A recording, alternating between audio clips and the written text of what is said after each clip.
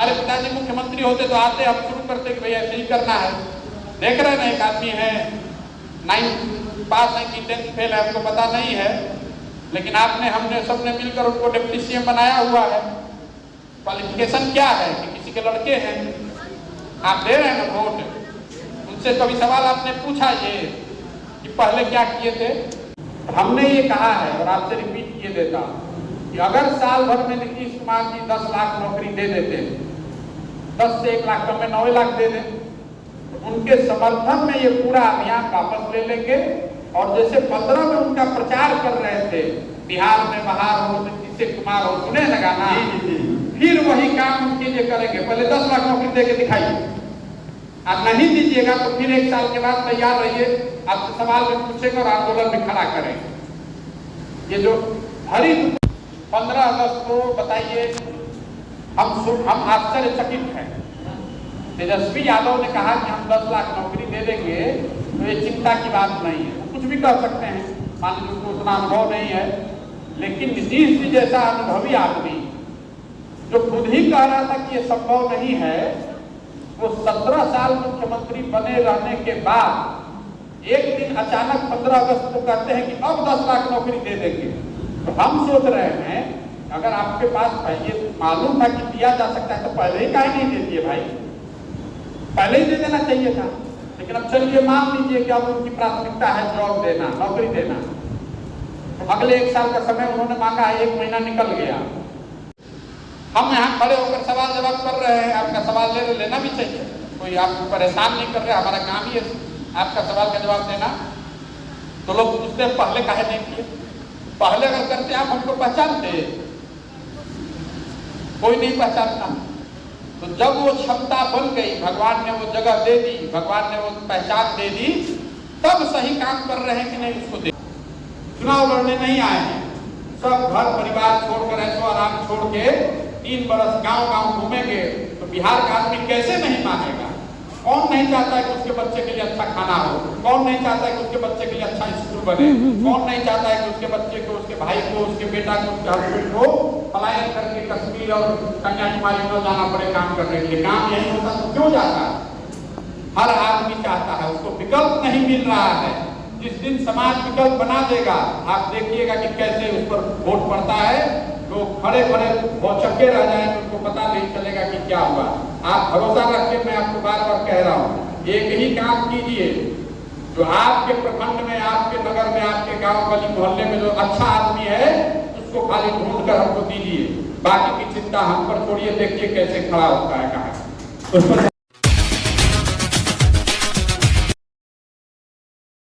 की बात है। अगर कोई आदमी आपको 10 लाख की नौकरी दे सकता था तो नीतीश जी 15 तारीख का वेट कर रहे होते, पहले ही दे देते। संभव है ये, तो कोई गठबंधन की बात नहीं है।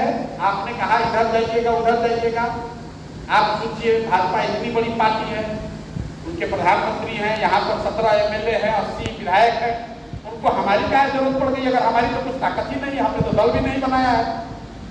आप कह रहे हैं, हम सुन रहे हैं कि भाजपा वाले आपको लाना चाहते हैं। ताकत का एहसास है, क्योंकि कोई ताकत ही नहीं है भाई। 2014 में आप समझिए कि जो हमारे साथ जुड़ा हुआ है उसकी ताकत कितनी होगी साल 2 साल के बाद। अभी जब हम बिना कुछ किए हुए, हमको नीतीश जी भी बुला रहे हैं और आप ही कह रहे हैं हमने दल भी नहीं बनाया है, हमारे पास कोई मंच नहीं, दल नहीं, नेता नहीं, कुछ भी नहीं है। हम तो ये कह रहे हैं कि भैया हमारे पास आइए। क्यों कह रहे हैं? कुछ तो बात होगी जी। तो हम इतने बेवकूफ लग रहे हैं आपको? जिसको आना है वो हमारे पीछे आ जाए, हम कहीं नहीं जाने वाले, आप चिंता मत कीजिए। और अभी आपको ये भी बता दें, क्योंकि समाज में वो परिवर्तन आया और उससे जो लोग निकले, वो चाहे वो उसमें भी बहुत गलत लोग आज हो गए हैं, लेकिन उससे अन्नादुरई निकले, उसका प्रभाव कामराज पर था या उसके बाद की सरकारों पर था। इसलिए आप देख रहे हैं कि तमिलनाडु में इतनी तरक्की हो रही है। मेरा अपना 10 साल काम करने के बाद राजनीति के क्षेत्र में यह अनुभव है कि जब तक समाज में आप कुछ परिवर्तन नहीं लाएंगे, तब तक राजनीति में ओवरनाइट कुछ परिवर्तन की अपेक्षा रखना बेमानी है। मोर और लेस फिर वही लोग चुनकर आ जाएंगे। मान लीजिए कल हमारे बैनर के तहत चुनकर आ जाएंगे, उससे बदलेगा कुछ नहीं। फिर वही लोग जो पहले लालू जी के साथ था वही तो आज नीतीश जी के साथ है, उससे कुछ नहीं बदल रहा है। आप देख लीजिए कि आज जो मंत्रिमंडल में जो लोग बैठे हुए हैं जदयू के कोटे से, आप ऊपर से नाम पढ़ना शुरू कीजिए, तो विजेंद्र बाबू हैं कि विजय चौधरी है कि अशोक चौधरी, जो भी है वो तो सब पहले ही की व्यवस्था के घूम कर इधर आ गए। तो अगर हम कुछ नया बनाने का प्रयास कर रहे हैं और समाज को समझे जाने जागृत किए बगैर करेंगे तो हमारी भी दशा वही होगी, आपकी हमारी दशा भी वही होगी। मैंने पहले कहा ये जो पूरा प्रयास है ये कोई रीजनल पार्टी बनाकर बिहार जीतने का प्रयास नहीं है। उसके लिए तो कई दूसरे उपाय हैं। किसी दल के साथ गठबंधन कर लीजिए, किसी का कुछ जिम्मेवारी ले लीजिए, दे देगा। ये प्रयास है एक ऐसी राजनीतिक व्यवस्था का भी उतना ही नबी योगदान है। उसमें अलायंस थी 17 साल में, जितने भी कुकर्म हुए, जो भी हुए बिहार में, विकास हुए नहीं हुए, बीजेपी का भी उतना भी उसमें योगदान है क्योंकि उनकी भी सरकार है और दोनों कंबाइन मिलकर लड़ती हैं। जो भी डिसीजन होती है दोनों का भी योगदान होता है। लेकिन जब भी आपका प्रेस कॉन्फ्रेंस होता है उसमें बीजेपी की तरफ से कोई के बारे में आपका कोई कटाक्ष नहीं होता, सिर्फ नीतीश जी ने ये किया वो किया, विकास नहीं किया, तो उसमें क्या आपका स्टैंड है? अगर आप पढ़ाई करते हैं और आपको नौकरी नहीं मिल रही है या यहाँ शिक्षा व्यवस्था खराब है तो उसके लिए तमिलनाडु के मुख्यमंत्री को बोलें। नहीं सर, और नहीं तो फिर पहले विजय चौधरी शिक्षा मंत्री थे उनको बोलिए, अभी चंद्रशेखर जी हैं उनको बोलिए, बोलते रहिए, ढूंढते रहिए, क्योंकि हर 2 महीने में शिक्षा मंत्री बदल जाएगा। शिक्षा मंत्री बना कौन रहा है? मुख्यमंत्री बना रहे हैं। आप तो नीतीश कुमार को वोट दिए हैं ना भाई, मुख्यमंत्री नीतीश कुमार होना चाहिए, जिसके चेहरे पे चुनाव लड़ा गया है। जवाबदेही उसी की न बनेगी, बाकी भी सब उसमें हैं। स्कूल का जो शिक्षा का जो डायरेक्टर होगा उसकी भी जिम्मेवारी है, जो सेक्रेटरी है उसकी भी जिम्मेवारी है, स्कूल के प्रिंसिपल की भी जिम्मेवारी है, शिक्षक की जिम्मेवारी है, लेकिन अल्टीमेट जिम्मेवारी तो मुख्यमंत्री की न है। काहे पकड़िएगा, अभी तो महागठबंधन उनके साथ में है। कटाक्ष दोनों के तरफ होने चाहिए कि दोनों कटाक्ष की बात छोड़ दीजिए। 10 लाख नौकरी का वादा सरकार का है, नीतीश कुमार अपने घर से तो देंगे नहीं, तब तो पूरी सरकार का ही होना चाहिए, आपको मुख्यमंत्री को नहीं पकड़ना चाहिए। जो आपके मन में ये जबरदस्ती का कीड़ा घुसा रहे हैं आप, भाई भाजपा यहाँ पर कोई इतनी बड़ी ताकत तो इतनी है सर, 39 साल एमपी यहाँ से जीत जाते हैं बीजेपी। अभी वही बात समझाए तो आपको समझ में आया। उस समय आपके संपर्क में आने की, अभी वर्तमान समय में ये अफवाह ही सही, लेकिन इस तरह की बातें चल रही हैं जो शायद भारतीय जनता पार्टी ये प्रयास कर रही है जो आप उनके संपर्क में आए। तो मैं आपसे ये रिक्वेस्ट करना चाहूँगा और जानकारी देना चाहूँगा जो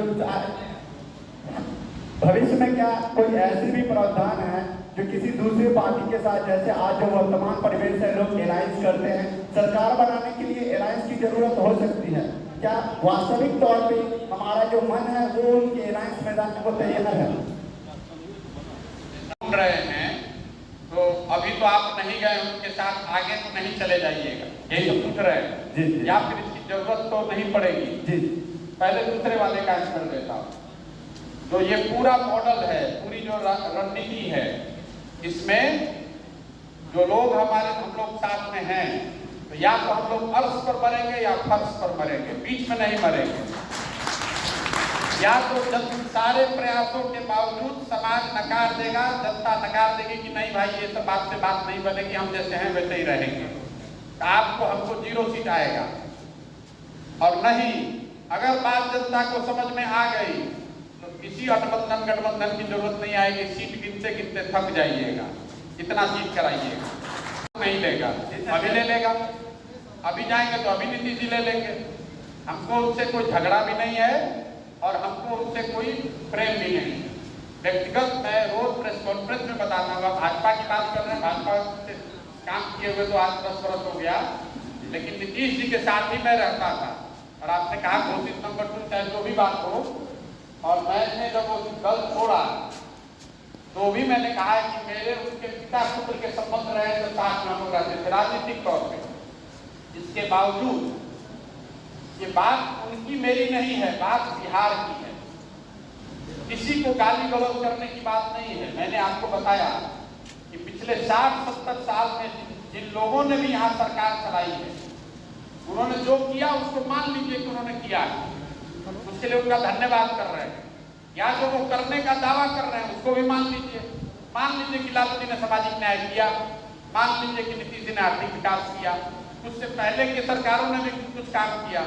लेकिन अगर सब की बात मान भी लीजिएगा तो भी आज जो स्थिति है तो सामने है आपके, हमारे तो राजनीतिक बात विवाद का विषय ही नहीं है कि सारे प्रयास के बावजूद आज बिहार देश में सबसे गरीब और पिछड़ा राज्य है।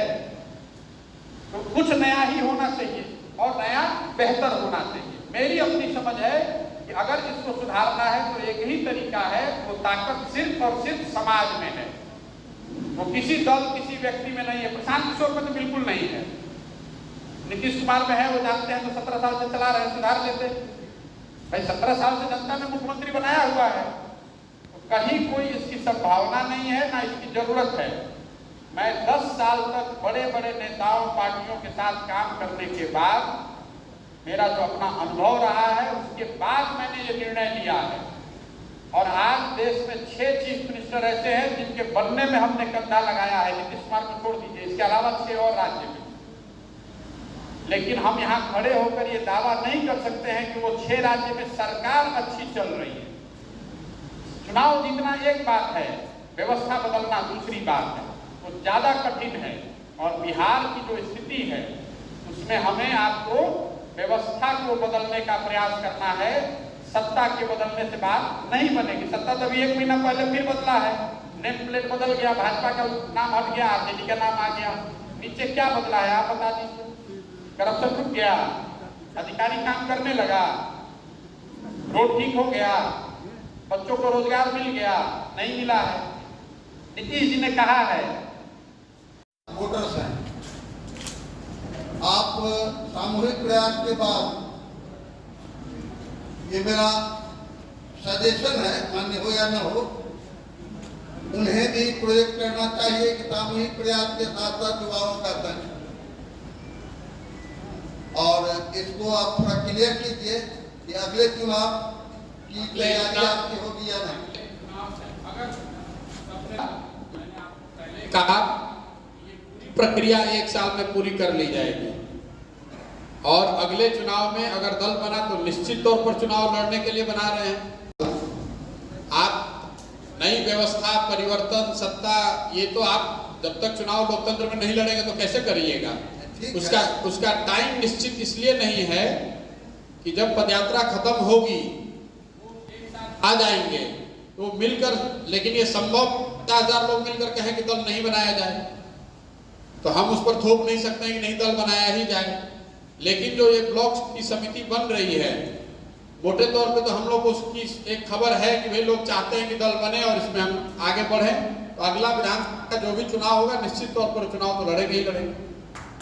उसको तो हम समय बचा भी सकते हैं। जैसे मान लीजिए कि यहाँ से हमको 5 किलोमीटर की दूरी तय करनी है जहाँ गांव पंचायत नहीं है, उस दूरी को कम करने के लिए तो हम 4 चक्का का या किसी चीज का सहारा है या संकल्प तो नहीं है, प्रोग्राम है या प्रोग्राम है।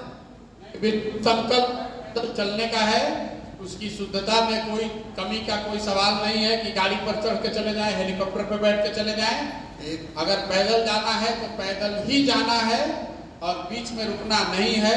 उस शुद्धता से ही उसको करने की जरूरत है, उसका कोई इससे नुकसान नहीं है। आप अपने ब्लॉक में, अपने प्रखंड में काम जो करना चाहते हैं उसके लिए जरूरी नहीं कि हम वहां पर आए। आप अपने प्रखंड में 50 लोगों की, सबसे बेहतर लोगों की समिति बनाइए, उस समिति के साथ काम आगे बढ़ाइए। उसके लिए हमारे आने नहीं आने से तो काम रुक नहीं रहा है। आप तो कल अपनी समिति बना सकते हैं, वहां पर ऑफिस खुल जाएगा, लोगों की मदद शुरू कीजिए। उसमें आपको जो सामाजिक राजनीतिक काम करना है आपको 100 के नीचे ही आए, ट्रिपल डिजिट में नहीं जाएगी, नहीं ना गए जी नहीं। तो ये अभिमान नहीं है, अपने परिश्रम पर भरोसा है। चुनाव लड़ने नहीं आए हैं, सब घर परिवार छोड़कर, ऐसो आराम छोड़ के 3 बरस गांव-गांव घूमेंगे तो बिहार का आदमी कैसे नहीं मानेगा। कौन नहीं चाहता है कि उसके बच्चे के लिए अच्छा खाना हो, कौन नहीं चाहता है कि उसके बच्चे के लिए अच्छा स्कूल बने, कौन नहीं चाहता है कि उसके बच्चे को, उसके भाई को, उसके बेटा को, उसके हस्बैंड को पलायन करके कश्मीर और कन्याकुमारी में जाना पड़े काम करने के लिए। काम यही होता तो क्यों जाता है। हर आदमी चाहता है, उसको विकल्प नहीं मिल रहा है। जिस दिन समाज विकल्प बना देगा, आप देखिएगा कि कैसे उस पर वोट पड़ता है, लोग खड़े खड़े भौचक्के रह जाएंगे, उनको पता नहीं चलेगा कि क्या हुआ। आप भरोसा रख के, मैं आपको बार बार कह रहा हूँ, एक ही काम कीजिए, जो आपके प्रखंड में, आपके नगर में, आपके गांव गली मोहल्ले में जो अच्छा आदमी है उसको खाली ढूंढ कर हमको दीजिए, बाकी की चिंता हम पर छोड़िए। देखिए कैसे खड़ा होता है, कहा उस पर। सर आपसे सीधा क्वेश्चन है कि सर आप पार्टी बनाइएगा तो उसका अपराधीकरण नहीं होगा। जैसे अभी धन बल बाहुबल का प्रयोग किया जा रहा है और समाज में उन्हीं लोगों को आगे किया जा रहा है जिसको धन बल या बाहुबल और आपराधिक सभी के लोग आ रहे हैं। तमाम समिति में भी या गांव में भी उन्हीं लोगों को प्रोत्साहित करके मुखिया नीचे लेवल से लेके ऊपर लेवल तक उनको चुना जा रहा है। तो आपका इंश्योरेंस रहेगा कि आप सबसे पहले अपने पार्टी संविधान में इस चीज को हटाने का प्रयास करें। एक क्वेश्चन सीधा। और दूसरा सर कि आप जनसुराज यात्रा को लेकर आगे बढ़ रहे हैं, अच्छी बात है, लोगों को समर्थन करना चाहिए। जी सर, मैं प्रकाश कुमार हूँ, मुड़ियाला मेरा घर है और सर मैं छोटा मोटा व्यापार करता हूँ। सर आपको एक सीधा जवाब बिहार में बहुत ज्यादा चल रहा है कि 10 लाख रोजगार या 20 लाख रोजगार।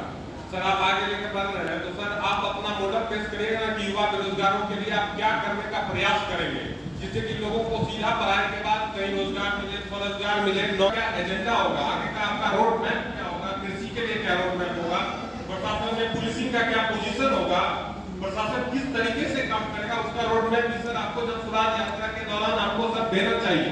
बिल्कुल ठीक बात है। देखिए, आपके पास जब दल बनाकर आएंगे तो आपके सामने रोड मैप भी रखेंगे। अब आपने सवाल किया है तो आंसर सुनिए। सवाल कर लिया फिर बात कर रहे हैं, क्योंकि आपको ये भी नहीं है कि आंसर भी सुन लें।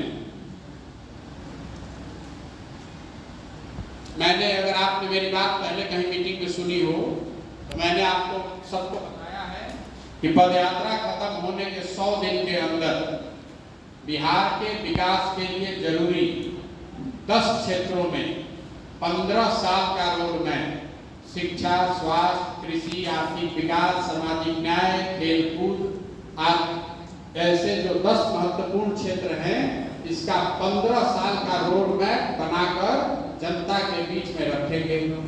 आप उस समय उसको देखिएगा, उसका मूल्यांकन कीजिएगा। आपको शुरू किया तो बताया कि हम कोई पार्टी नहीं बना रहे हैं, आपकी जो मानसिकता है, आपकी मतलब जो लोगों की मानसिकता है, कोई एक आदमी पार्टी बना लेगा, उसका नेता बन जाएगा, मेरा भाई विधाता बन जाएगा। अगर लोग नहीं चाहेंगे कोई अपराधी नहीं आएगा। आप अपने प्रखंड समिति में अपराधी लेके आइएगा तो आ जाएगा, हम तो रोक नहीं सकते हैं। समाज में सर उसी लोगों को हमें प्रोत्साहित किया जा रहा है। कोई नहीं कर रहा है प्रोत्साहित, आप और हम कर रहे हैं, आप और हम प्रोत्साहित कर रहे हैं। आपको हम अधिकार दे रहे हैं कि आप बनाइए, उसका अधिकार अपराधी को मत खाइए, अब खुद लाके बैठा लीजिएगा, अब फिर दोष दीजिएगा किसी दूसरे को।